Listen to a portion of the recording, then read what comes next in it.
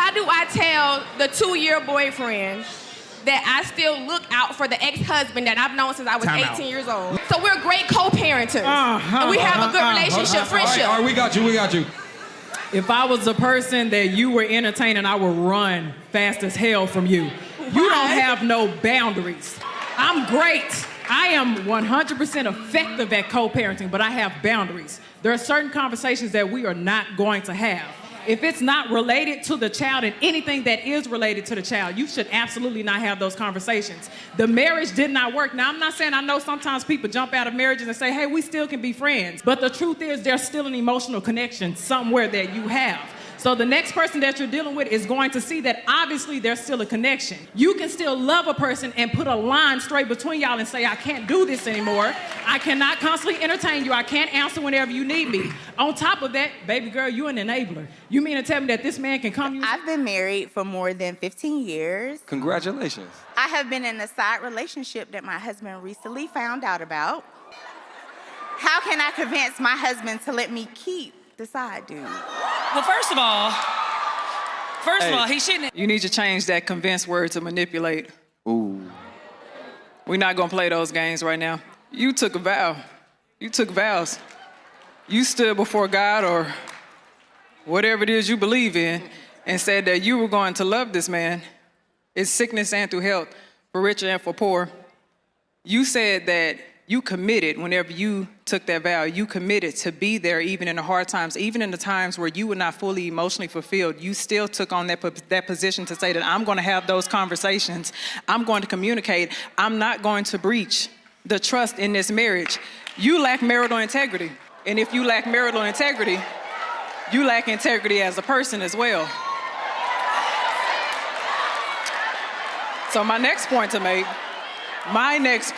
make is the audacity must be on sale right now for you to be able to say, how can I convince my husband, a man at that, convince my husband to let me still have a side relationship as if I did not betray this man, as if I did not hurt this man, as if I did not dishonor this man, as if I did not disrespect this man, and you want to ask for something? You want to ask for what it seems like more of a favor because it's only going to work in your favor.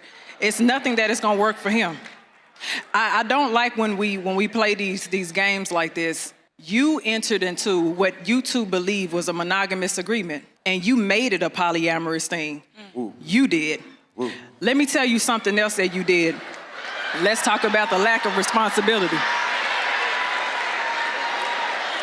I'm gonna tell you one more thing because I'm sure some other panelists have something to say. This is the problem that I have. Whenever you open up your marriage to something that somebody else did not consent to, if your side piece has depression or anxiety or anything like that, there's a spiritual exchange that takes place when you go sleep with somebody else that you now have invited into your home. So part of the reason why your marriage is not happy is because you were lusting over the fence to begin with. Ooh. You invited that into your marriage. You corrupted your home. The best thing for you to do, because he does have the right to leave you, the best thing that you could do, the responsible thing you can do, is either end that relationship on the side or leave that man alone and let somebody else find him. Clap it up, clap it up. Why do men get so offended when women that they did not do right by and had no intentions of doing right by decides to cool one of their homeboys?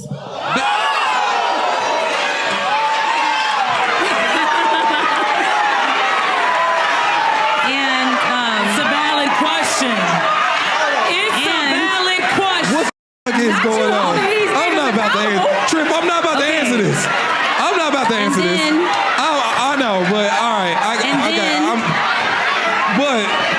But I also want to know. But I also. Now what the? Hold on, but y'all. I also want to know, how long should I wait to spring it on him that I want to spring? With the homie? Okay. You on TV I love now. his friend. Surprise! All right. I want to his friend. Yeah, I want to know. How long do I have to wait? You said you do want to be a wife? Yes. Okay. Do I have any other people in the audience who want to be a wife? I'm going to have a deep conversation with y'all right now. You have to prepare yourself to be a wife. If you want to get into your Ruth era, you have to get out of your Jezebel era. Let me say this real quick. I'm going to be biblically sound for just a minute. If you're not a believer, cover your ears. If you want to get into that space of really being a virtuous woman, the behaviors that you have, even in dealing with somebody, should be leading that person closer to God. But if you are playing with a person and toying with a person's emotions, if you all are not even equally yoked, you all don't even have the same value or the same desire or the same purpose, leave them alone. Because if you are to prepare yourself for a wife, then you can't be making foolish decisions. That's all Proverbs, baby. You got to get into your word, honey. I understand. I know it's always a fun time to say, hey, let's do this, let's date, let's do all this stuff. But every time you are connecting with a different person, you are connecting with their demons as well. You don't want to keep on attaching these things onto you, because when your husband does find you, then he has to navigate all of these demons. I encourage you to truly start working on yourself, working on your faith, working on your insides. I said just yesterday, the Bible tells us to adorn ourselves. That means on the inside of us, I'm not talking about the physical and what you have in your clothes and your status. On the inside of you, where will he be able to find and see God in you? Because that's what a man is supposed to be able to find when he finds his wife. Baby, I understand you young, and I know people always tell you enjoy your youth, and you absolutely should, but be wise in your youth as well. There is nothing about a man's height that is going to make him a better husband, father, love you better, show up for you, support you, pour into your cup. What about size, Allison? What about size? Right? So that height, I get it. It's primal. It's like if he's tall, if he's fit, if he's big, I feel protected. But do you know how many useless is tall and big, and they will not protect you? They will not. They're not going to protect your heart, your spirit, your mind, your family, your womb. We need to be more mindful of making better choices about human beings and how they show up for you in your life, and not how they show up on a runway or walking down the street. So we had a 1-year-old. He'll be 2 in August, right? Up until about 2 months ago, we were like roommates. Basically, what happened is my wife expects me to be something that I'm just not. Like, she wants me to be Mrs. Doubtfire, right? She's the primary caregiver. She expects me to take over her role and switch. Like, she even says, like, let's switch days, right? I'm not the mother. He wants his mother. I'm not his mother. I'm his father. I actually wanted Kitty Rose to explain to her the order of things like God, parents, children, God, parents, children, husband, right? So I put it down miscellaneously. I can't acknowledge the order when it's already out of order. Sometimes we really have to understand, because we place so much emphasis on roles, gender roles, and labels.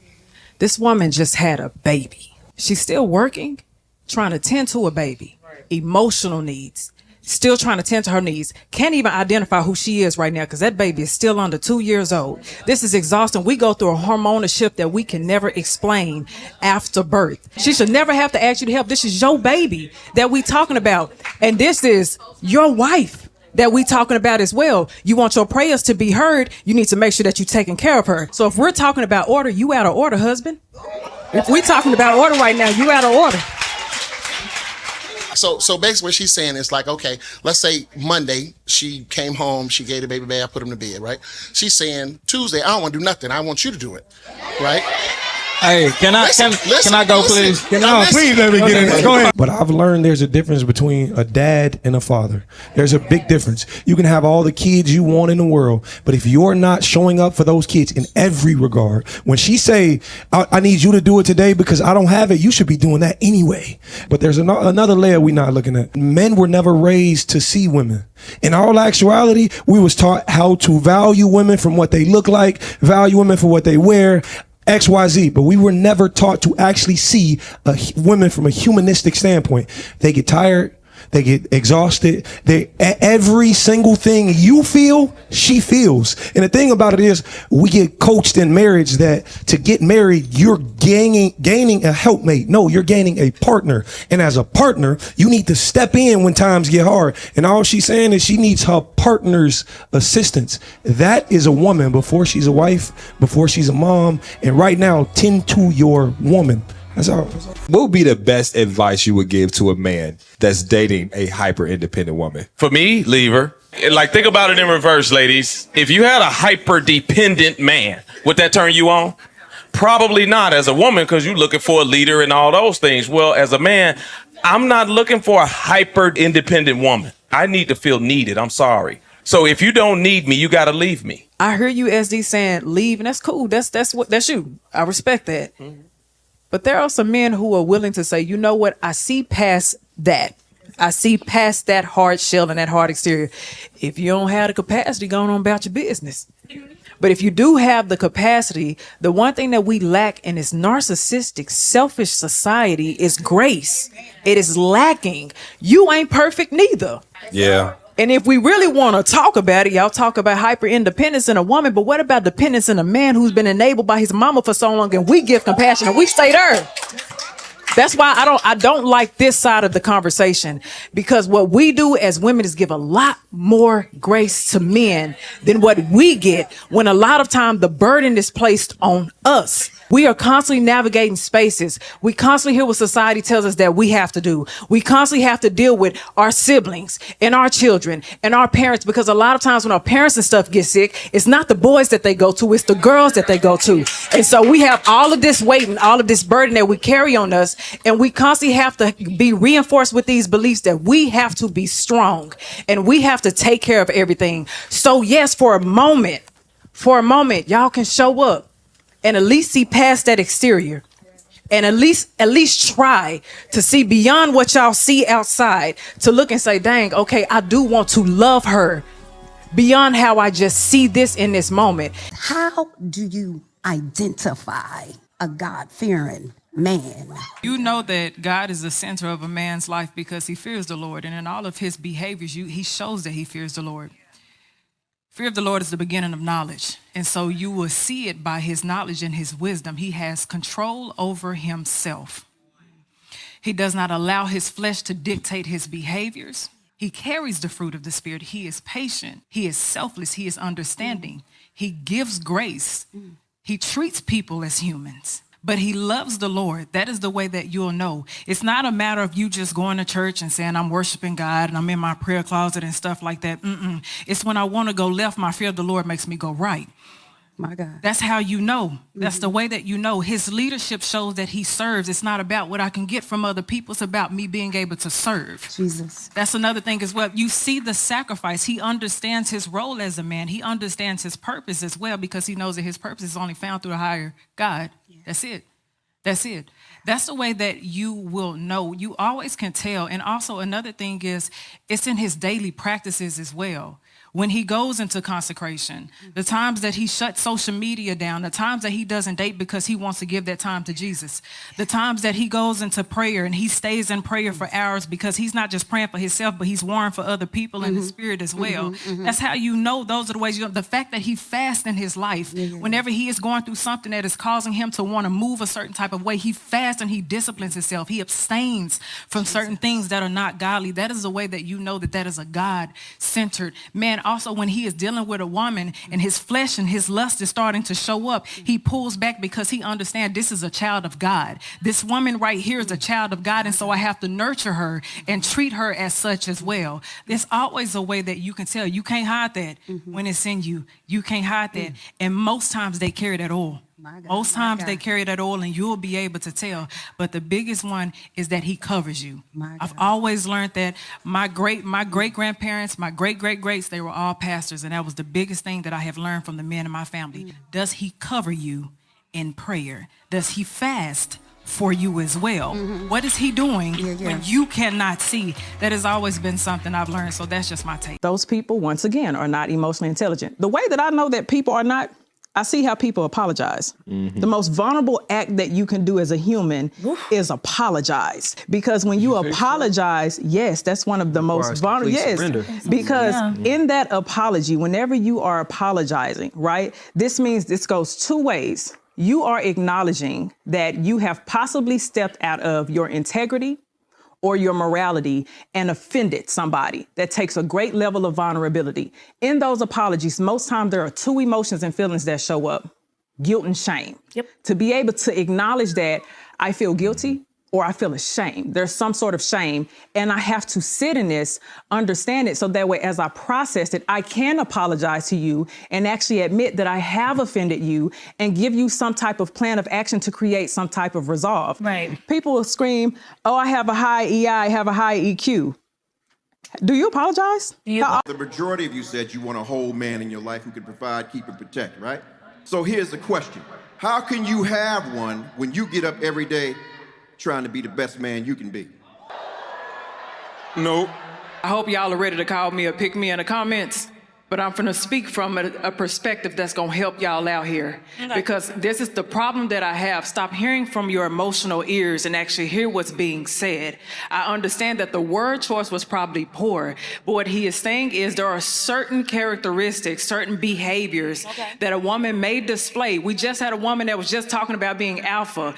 Let me hit that first. Stop telling people that you alpha, because I don't think y'all understand what that personality actually really is and what it comes with. Alpha is not you just being strong. You're being resistant. You're not collaborative when it comes to conflict. You have low perspective taking. So when we have conversations like this, if we want to actually stop the damn gender war, and excuse me if I get passionate, we have to be able to hear both sides right now. If there is a woman, because I deal with couples all the time and I see this, and this is a big problem, and this is why men don't speak on it, because they can't be heard on this. If you have a woman who is in a male-dominated field and she has to use most of her masculine traits, sometimes it is hard to turn it off at home.